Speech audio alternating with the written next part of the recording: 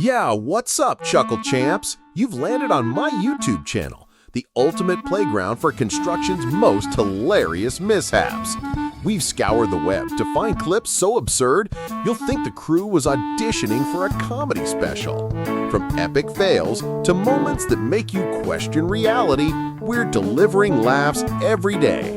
Subscribe, drop your own crazy worksite tales in the comments, and let's build a laughter empire.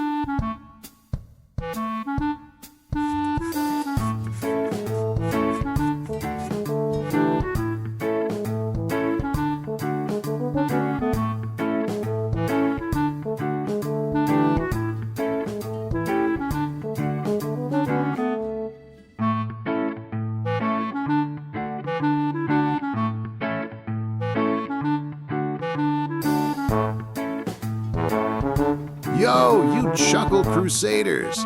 How wild were those construction moments? Did my crew of worksite clowns have you howling so loud you startled your neighbors? Hang tight, the next clips are gonna be funnier than a cement mixer moonlighting as a comedian. Expect workers tripping over their own egos and tools staging their own prank show. Ditch us now, you'll regret it like missing the best punchline ever. Smash subscribe, share your wildest reactions, and let's keep this comedy site buzzing.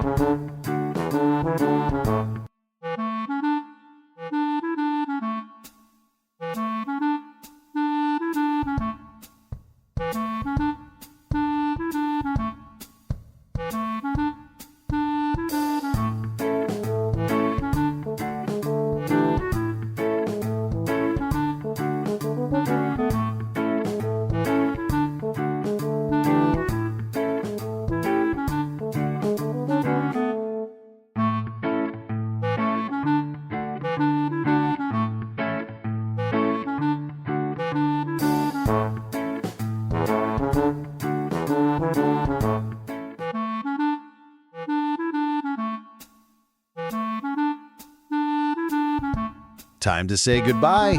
If you're not laughing, I owe you a hug.